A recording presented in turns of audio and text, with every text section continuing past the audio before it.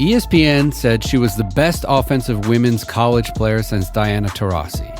And experts say she's the new generational talent that will dominate the NBA. And fans say she will be the most transformative woman in basketball history. But if one thing is clear, is that when people talk about Caitlin Clark, no one is indifferent. Yeah, she's displaying some skill right now that's like, and she moving fast. She is nice. It was like, oh, she's the best player in the country. After by Pete Maravich himself, the hype for her arrival in professional basketball has been building, maybe even far greater than the most optimistic forecast thus far.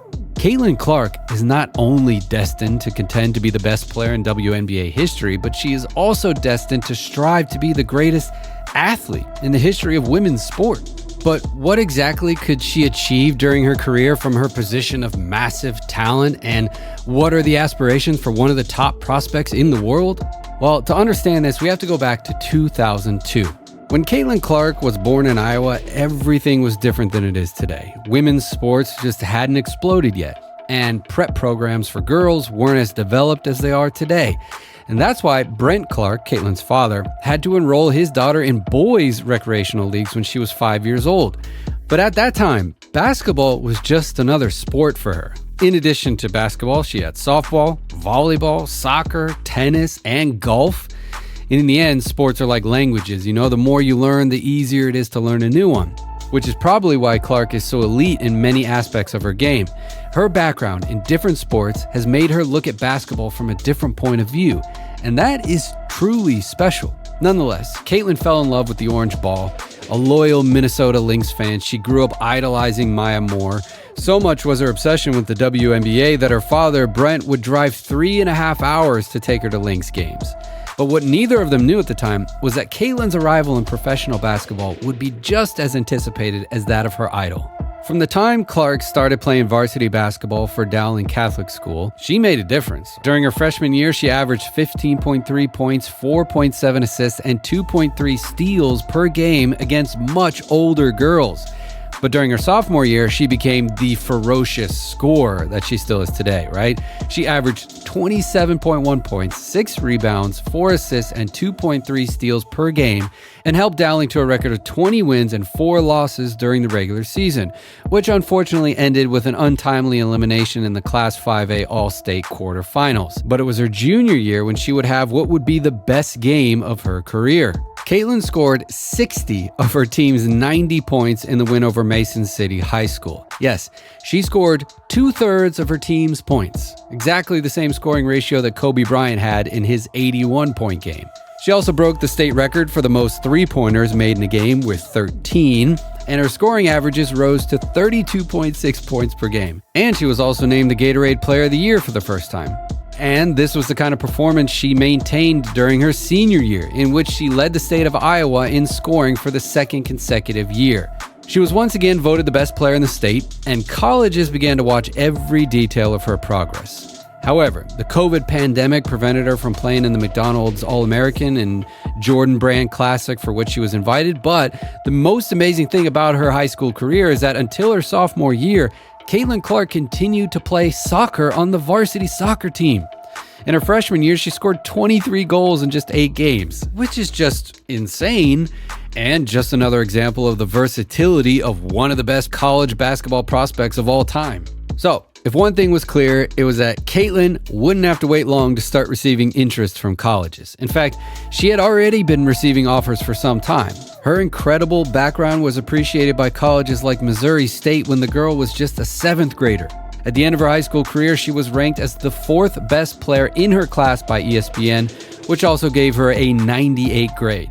But after evaluating all her offers, Clark decided to go to Iowa. The Hawkeyes needed a replacement for Kathleen Doyle, and the guards seemed like the perfect fit.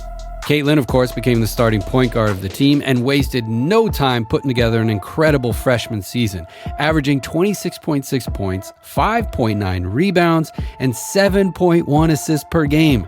Clark caught the eyes of basically everyone early on. But even more impressive was her 41% from long range on 9.5 attempts per game, which helped her to be unanimously selected as Big Ten Freshman of the Year. I mean, this girl was the top scorer in Division I, and she had just started her college career. During her sophomore year, Caitlin not only became the fastest Big Ten player to reach 1,000 career points, but she did it in a pretty impressive way. She scored 44 points and dished out 8 assists in the win over Evansville. And just 2 weeks later, 2 back-to-back performances of 31 points, 10 rebounds, and 10 assists, and 35 points, 13 rebounds, and 11 assists, which made her the first player in NCAA history, including men's, to record back-to-back 30-point triple-doubles. Yeah. And these performances allowed her to be crowned Big Ten Player of the Year for the first time in her career. However, Iowa then suffered a disappointing upset against Creighton that knocked them out of the NCAA tournament. But by the time her junior year rolled around, Caitlin wanted revenge. The guard had failed to win a state championship in her 4 years at Dowling, and she wasn't getting it done at Iowa either. So, to achieve her goal, she had to keep breaking records. First, she broke the Big Ten record for triple-doubles, which was held by Samantha Logic. Then, she broke the record of Elena Del Don, the 2-time WNBA MVP, as the fastest Division I women's player to reach 2,000 career points. Oh, she also broke the NCAA tournament record for assists that season with 60. In her best run so far, Caitlin and Iowa managed to qualify for the finals of the NCAA tournament, in which they would have to face LSU and Angel Reese. And unfortunately, it was the power forwards college that took the win. This season, however, Caitlin has once again shifted into another dimension with averages of 31.9 points, 7.3 rebounds, and 8.9 assists. The guard, as we mentioned before, also broke Pete Maravich's impossible scoring record, who averaged 44 points per game in his 3 seasons at Louisiana State, a record that, by the way, had stood for 54 years. Her individual greatness is simply undeniable. I mean, during her senior year, this woman has grown tired of breaking records, such as the number of three-pointers scored in a single season in Division I. Steph Curry had that until now. Or her career college game against Michigan, in which, with her 49 points and 13 assists, she produced 79 of the 106 points of her team. Yeah, that was a record too.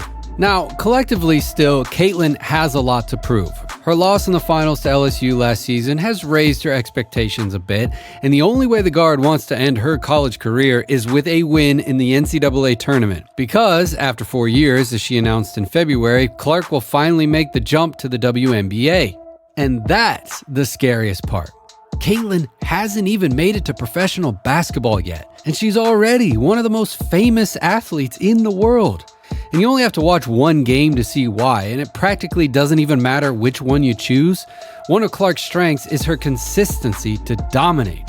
Her play style is a true representation of the concept of taking over, being able to run the entire offense through herself, generating for herself and her teammates, and she's been able to offer the Hawkeyes a rock to hold on to in any situation. But in addition to her performance and the spectacular nature of her play, her dominance goes far beyond that. Caitlin Clark has the opportunity to reinvent the meaning of the point guard position in basketball history, similar to what Stephen Curry did more than 10 years ago. And why? Well, the answer is pretty clear. Her shot selection is witchcraft. Honestly, I think that's what coaches 15 years ago would think if she were on their team. In fact, in some ways, her shot selection is even more insane than Stephen Curry's. I mean, she's shot 14 three-pointers per game this season with a 38% success rate. We're talking about 14 attempts in games that last 40 minutes. A figure that, by the way, surpasses Steph's attempts during the season in which he was voted unanimous NBA MVP. And not for nothing, but the average difficulty of her shots is just simply unreal. It looks like something out of a video game. In traditional basketball, most of her attempts would be considered a bad shot, right? But she's able to make them comfortably. Caitlin is accomplishing something far more important than being the NCAA's best player. Caitlin is changing the conception of what a good shot is, in women's basketball at least. I don't care what anybody says, that's a bad shot. But hey, he made it. That story won't be told that it was a bad shot. We live with that. And we don't know if her incredible play style will be figured out by the defensive systems of the best league in the world, but considering the precedents in which Clark has always been able to exceed expectations every time, everything seems to indicate that the guard will have the opportunity to become one of the best players of all time, if not the best. Now, of course, with these incredible expectations comes a great deal of pressure, right? Caitlin will have to deliver an all-star performance from the moment she steps foot in professional basketball. To become the GOAT of women's basketball, it's not just enough to dominate the game.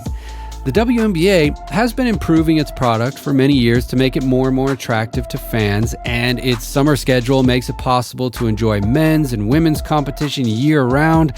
However, despite its efforts, the best women's basketball league in the world hasn't really exploded yet. And Caitlin has the opportunity to change this forever. Not only is she a player with this supernatural talent that allows us to mark a before and after in the history of the league, her influence, her social media presence, and her enormous market reach, these are going to be things that the WNBA is going to be able to take advantage of. The exponential growth of women's sports has come at the same time as a generation of players who have managed to get on the radar of all basketball fans. Starting in 2020 with players like Sabrina Ionescu and Angel Reese, and then Caitlin herself, the league has an opportunity to transform this popularity into an unprecedented breakthrough. The WNBA really has the opportunity to create its golden era, kind of like what the 90s were for the NBA. And certainly events like Steph vs. Sabrina that occurred during the past All-Star weekend indicate that management is making the right decisions, but there is still a long way to go. Maybe everyone has realized that Caitlin is a generational talent, sure, but it seems like everyone isn't quite understanding the enormous influence she can have during her career. First, as we said, she's going to be a game-changing player, that's no doubt. Her gravity on and off the ball is going to be unmatched, and over time she can change both offensive systems with her play style and defensive systems who are trying to stop her. A scenario, by the way, that only has one precedent in basketball, which is, of course, Steph Curry. But second, and even more importantly, Caitlin can quite simply transcend the sport. Her aura, her creativity, and her character are perfect ingredients to create an explosive cocktail. And these ingredients are not common. Clark is a chosen one who was blessed with a gift to play basketball, but she may be able to use it to achieve something much greater. All right, that's it for this one. Thanks for watching. I hope you enjoyed it. Let us know down in the comments. Like, share, subscribe, all that good stuff. And we'll see you in the next one.